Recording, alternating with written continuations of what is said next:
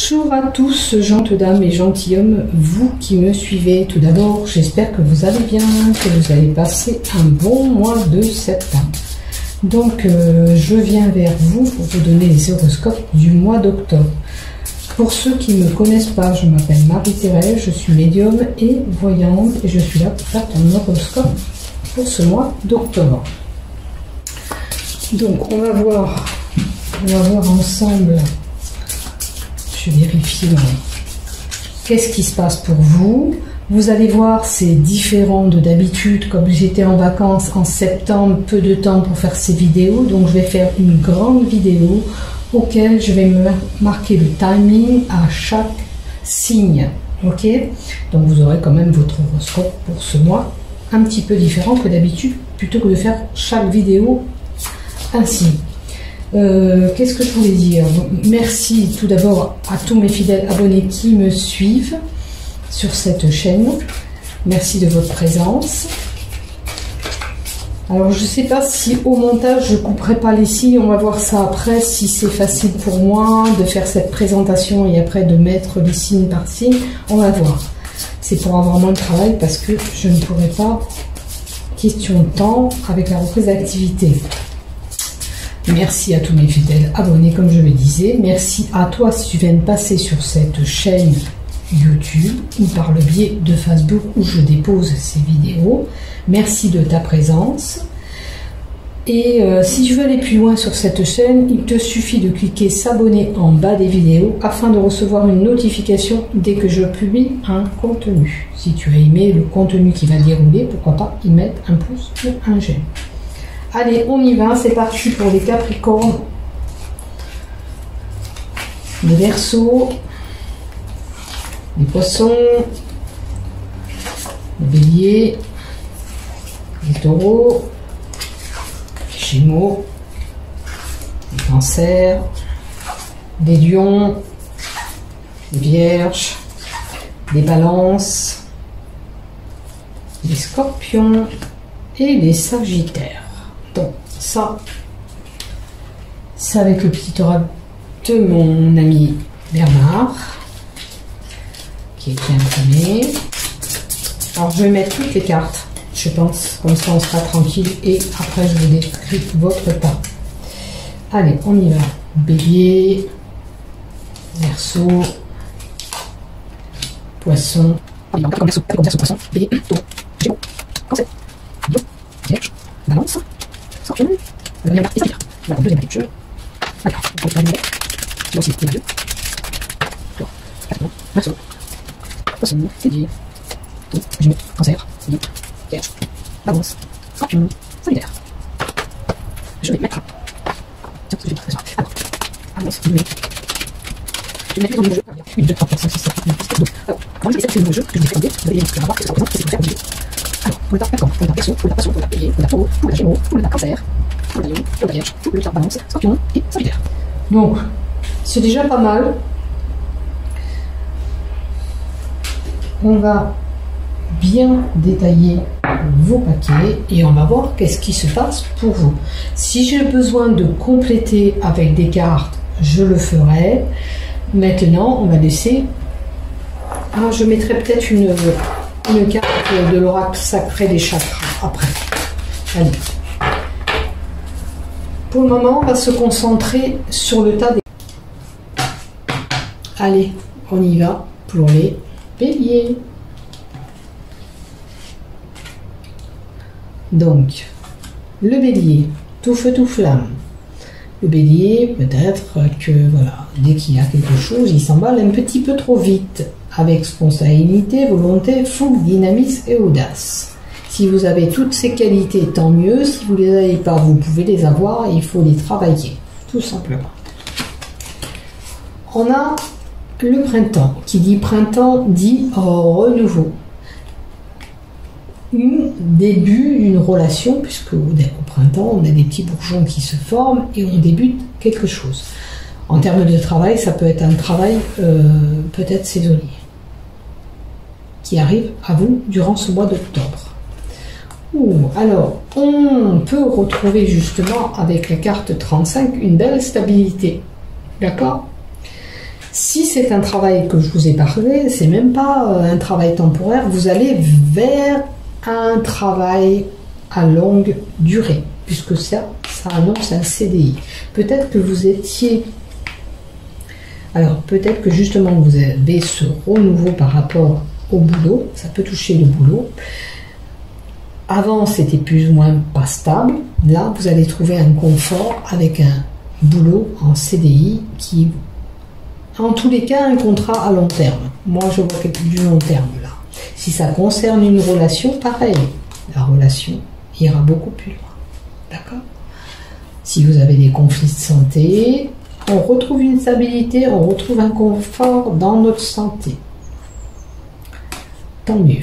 Du renouveau en énergie, tout va bien. On peut avoir pour certains un petit problème au niveau des hanches. Le mois d'octobre, c'est une possibilité. D'accord? On prend ce qui nous résonne. Si ça ne vous parle pas, vous laissez de côté. Restez pas fixé sur ce que je dis. Ok? Donc, je vous souhaite ce travail à long terme. Il peut y avoir une relation aussi forte et profonde avec quelqu'un. Avec la carte de délice, le changement de direction. Vous voyez, vous allez sur quelque chose d'autre. Il y a quelque chose d'autre qui arrive à vous, c'est très bien. Vous allez sur une phase de renouveau où les choses vont changer pour vous. Le changement s'annonce, préparez-vous. Donc là, on vous invite aussi, on vous dit que si ça ne se passe pas au tout début, il y a quelque chose qui se prépare pour vous. Il y a un changement. Hein. Maintenant, on vous dit aussi peut-être de réfléchir sur votre possibilité d'aller vers autre chose. Laissez-vous guider par votre ressenti, laissez-vous guider aussi par l'univers. Tout ce qui vient à vous vous semble amusant et expérimenté en bon pour vous. C'est bénéfique, ça sera bien pour vous. Alors, ce changement de direction pour certains représente un challenge. Peut-être que c'est un objectif que vous vous êtes fixé. Ça peut être une évolution aussi d'âme pour certains. Il vous faut accepter aussi de sortir de cette zone de confort. D'accord ? C'est le plus beau cadeau que vous puissiez vous faire, de passer à l'acte et de sortir de cette zone de confort. Pas rester sur voilà, toujours le à peu près, là, on y va, on met les bouchées doubles et on avance. D'accord ? Ce qui vous fera avancer.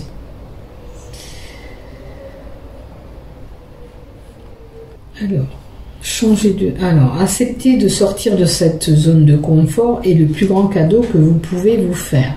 Donc, de sortir de cette zone de confort va vous permettre d'évoluer, car vous serez dans une zone inconfortable et là, vous allez vous projeter pour créer, pour aller de l'avant. Alors, je ne sais pas si c'est clair pour vous, mais de sortir de votre zone de confort va vous permettre de créer ce que vous avez envie. Peut-être pour ce nouveau job, pour le retour de votre santé, pour une nouvelle relation. Voilà. Osez aller vers ce changement. Préparez-vous. C'est le moment. Il faut agir. Il faut changer. D'accord ? Que ce soit le boulot, que ce soit la relation que vous avez, que ce soit au terme de santé, peut-être que vous restez sur, si vous faites une activité sportive, je me contente de faire ce que je peux. Oui, vous n'allez pas au-delà de cette limite. Il faut pousser, il faut aller vers l'avant. D'accord ? Ta faculté à te ressourcer, tes racines, le sens des synthèses, ta façon de transformer, d'assimiler, de te préparer. On parle de ce changement encore en maison 4. D'accord ? Vous avez cette possibilité de changer. Il faut y aller, tout simplement. Arrêtez de calculer. Arrêtez de trop réfléchir. Il faut y aller. D'accord ? Vous avez cette possibilité de vous permettre d'aller, de transformer les choses. Faites-le. Ça peut faire peur, certes, mais on vous dit que vous êtes capable d'y aller. C'est sûr que si vous étiez en maison 3 avant, que voilà, il est temps de faire cette pause de réflexion, de rassembler nos forces et nos idées, car nous avons besoin, bien sûr, de nous ressourcer, mais de nous restaurer.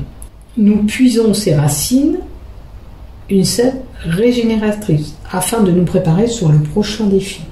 Ça veut dire que vous sortez de la maison 3, vous avez bien pris le temps de réfléchir, vous avez rassemblé vos forces et vos idées, et maintenant, il faut y aller. Là, on a stocké de l'énergie créatrice, on se met en œuvre et on avance pour aller dans la maison 5 après, pour aller dans une autre étape.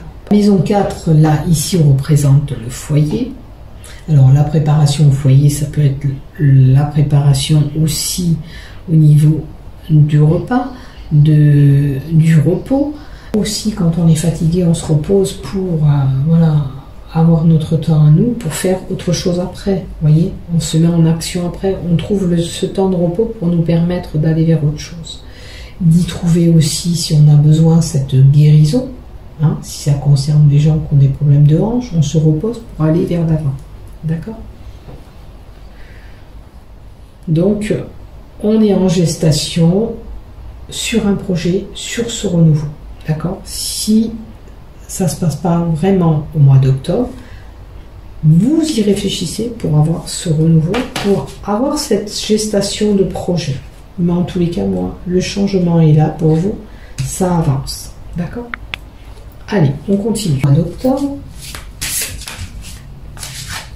ils seront en résonance avec tous les signes du zodiaque. Tiens, il y en a une qui a levé. Là, non, c'est la carte de l'octobre.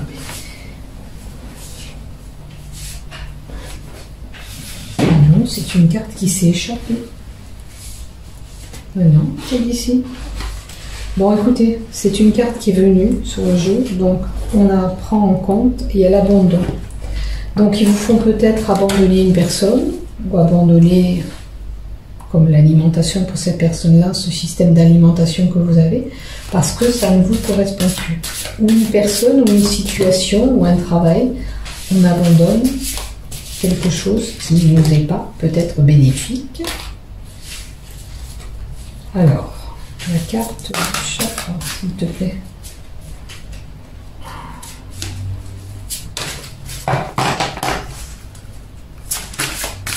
La carte qui est venue, comme on dit, il n'y a pas d'hasard, c'est qu'il y avait un message pour quelqu'un. Optimiser la concentration. Il vous faut vous concentrer sur vos besoins, sur ce que vous voulez faire. Il faut être beaucoup plus optimiste aussi. La deuxième carte, c'est développer son intuition. Alors ça se travaille aussi. Il faut vous écouter. Quand vous ressentez quelque chose, vous dites, ben celle-là c'est pas bon pour moi, ou ce métier ne me correspondra pas, écoutez-vous. Écoutez cette intuition qui est au fond de vous. Elle vous guide. D'accord? Vous avez deux cartes bleues. C'est la carte du chakra de la gorge. Oh mince, j'ai mis le petit livret. Attendez, j'essaye de vous trouver le petit livret qui va avec, que je n'ai pas.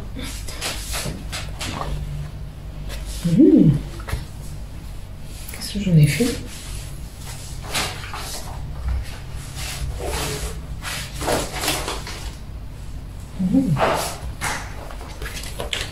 Alors, bonne question, je ne sais pas ce que j'en ai fait. Non, c'est pas ça.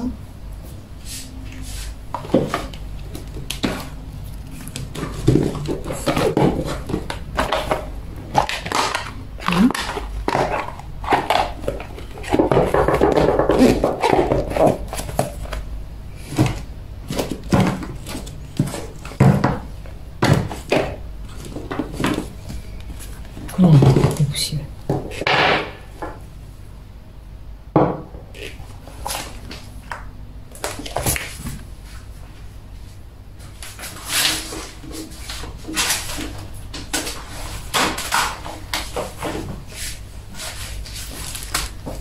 Alors, nous avons deux cartes du chakra du troisième œil. Donc le troisième œil, c'est la façon de voir les choses. Donc, voyez ce que vous pouvez travailler dans la façon de voir les choses. Suivez cette intuition que vous avez au fond de vous. Alors, avec les dernières cartes que je vous ai rajoutées de l'oracle sacré du chakra, on est sur le chakra du troisième œil, donc la façon de voir les choses. Je vois.